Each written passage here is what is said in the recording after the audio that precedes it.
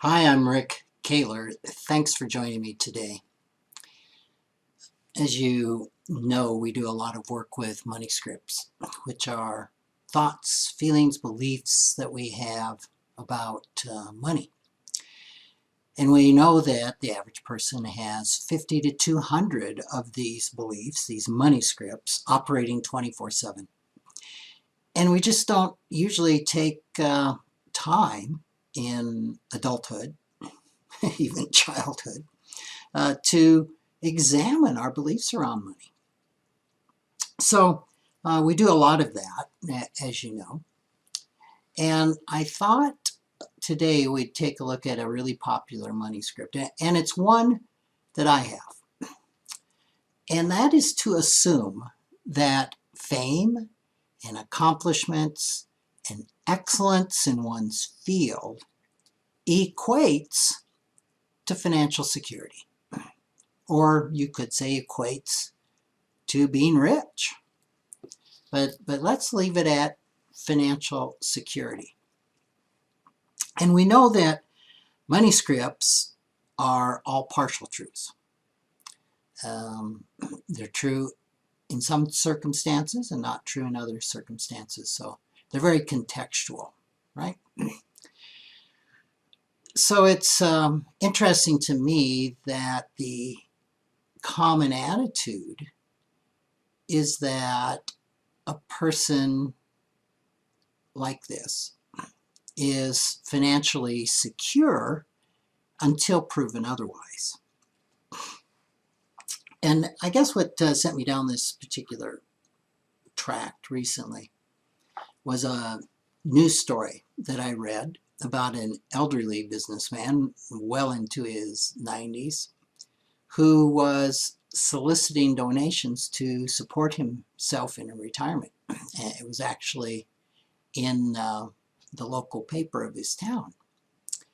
And he was a well-respected businessman, a well-respected artist in his town, and even had a claim in his state for his skill and accomplishments. He's received a number of awards, recognitions, accolades during his career, many from a lot of famous people.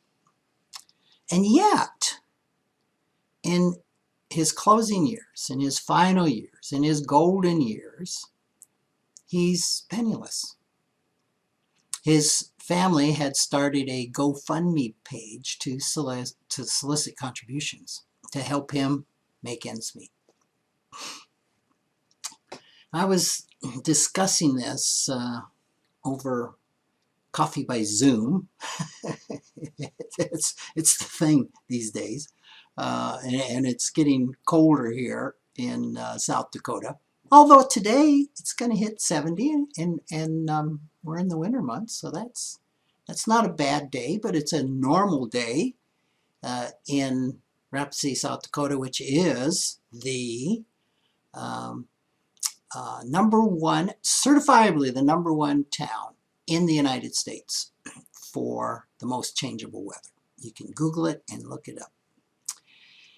And my friend asked me, how is it that somebody that's so successful for so long has no money? And it reminded me of my money script that assumed that somebody who's successful had money. The ability to create wealth, but then manage it really poorly is widespread. So I would think, well, if they're smart enough to be famous, be a great actor, actress, artist, scientist, whatever they are in their field, if they're smart enough to do that, duh, they're smart enough to manage money, right? Wrong. And I still struggle with this money script. It's pretty deep. Because if you think about it, many famous and successful people died penniless. And when I was researching this, I came across far more names than I had time to mention, but I thought I'd pick out some of the top ones. Vincent van Gogh, famous painter. His paintings sell for millions now. He died broke. And largely, you might say, when I first read that, well, of course, he was discovered after he died. But he died broke mostly because of his overspending on his many addictions. Somebody else that will date me that I remember watching on television a lot was Sammy Davis Jr., a member of the Rat Pack. He died owing millions of dollars and left his widow in really a pretty poor state. Another fellow that again would date me is Omar Sharif. He was star of Lawrence of Arabia and Dr. Zhivago. I mean, those were actually films that I think predated me. But he died alone and broke. And he was like the biggest star of his day. Carrying it outside of celebrities, Ulysses S. Grant, who was the 18th president of the United States, he died penniless.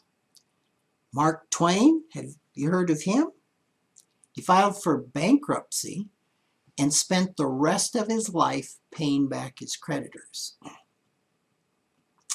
If you equate a professional athlete with riches, you might be surprised to learn that according to a CNBC report and my personal experience in working with the NFL, 78% of former NFL players go bankrupt or are under financial stress within 2 years of retiring.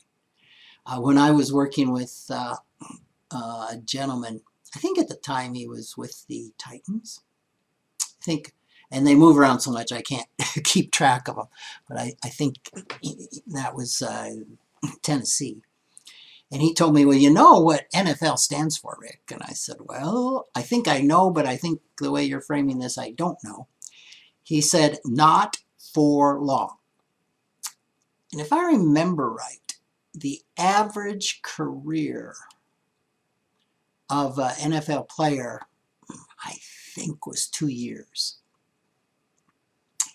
It's pretty darn short. And he said, you've got to make hay while you have a chance.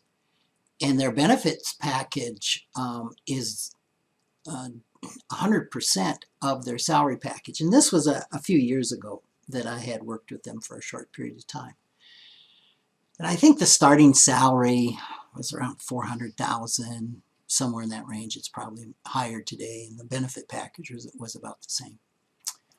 But 78% within 2 years are having huge financial stress.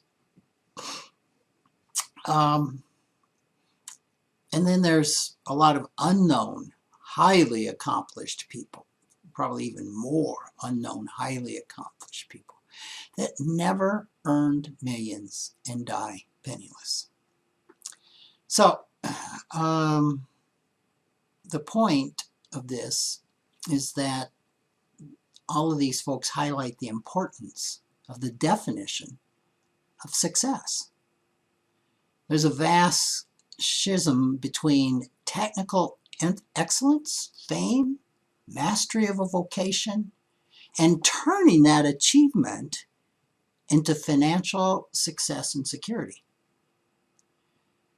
You can become the best at your craft, the best in your profession, the best at what you do, and still be broke. Now, conversely to this, there's a lot of people who are not famous, who are not necessarily the leaders in their field, who aren't the smartest and the brightest, who have become financially successful.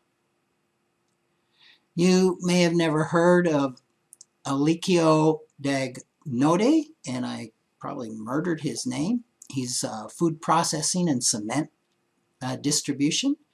David Sun and John Tu in technology, Jack Corwin, fried chicken and food processing, Mohed Altrad, scaffolding, or James Loprino, maker of mozzarella cheese. All of these people are self-made billionaires. Not millionaires, billionaires. So, you know, it's kind of like the assumption that if a person is a doctor, they have money. And believe me, I've worked with a lot of doctors. And most of them manage money fairly poorly.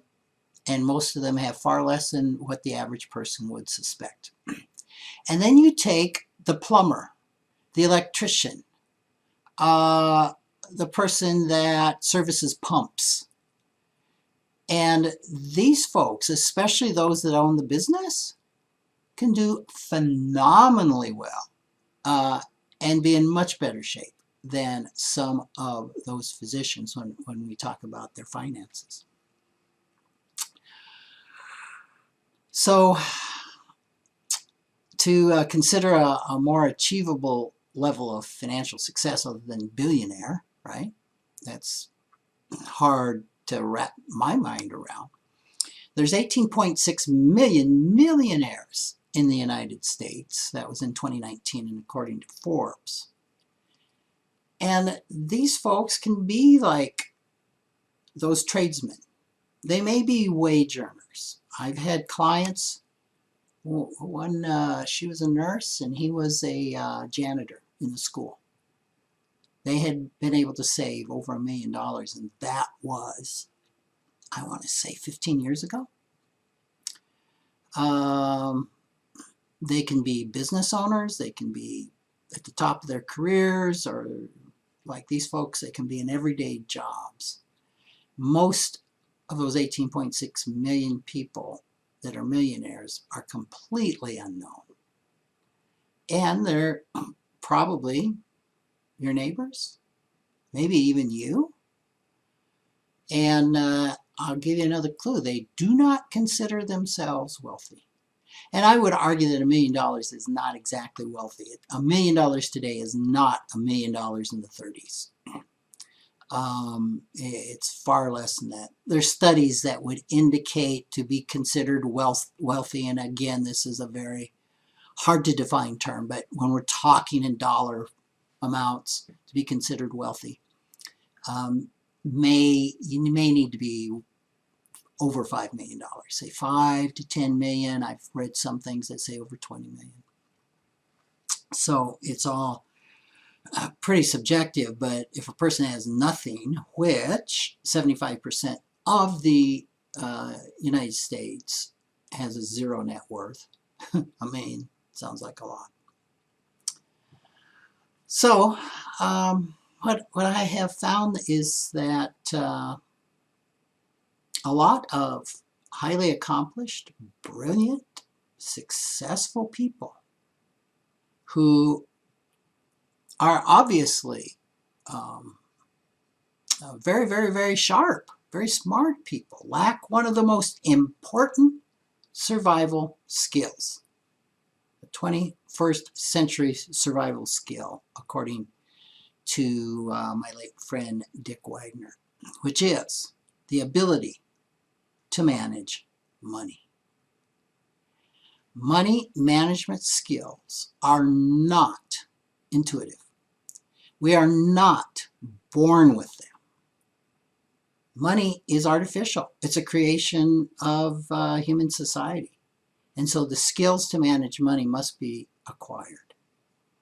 And because they're not intuitive, the brain actually is wired to do money poorly. 70% of the U.S. doesn't have any net worth because they're stupid. It's because their brains are performing as they were created to do, and they have not learned the skills to get around the wiring of the brain and, so to speak, rewire their brain.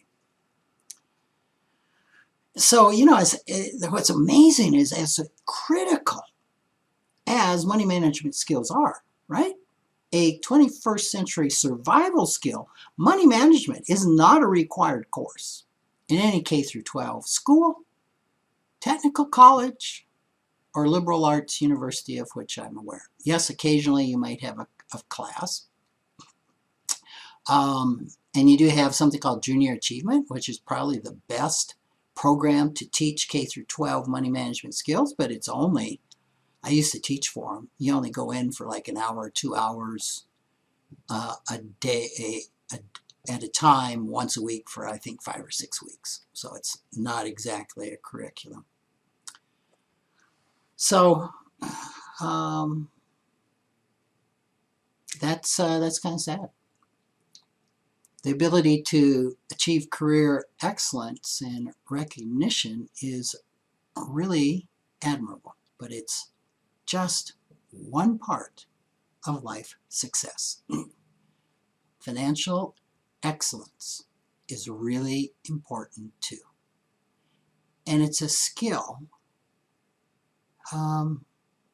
anyone can really require, right? Money skills really matter. And when we have those skills, anyone can end up providing well for themselves and for their families and supporting their communities and giving back to their communities. Without them, even somebody famous can end up relying on government services and the generosity of others. So, and we've talked a lot about in the past and we'll continue to talk about in the future, how do we gain those skills? And oftentimes, more information is not enough. As we like to say, it's often not about the money. So, thanks for joining me. Take care.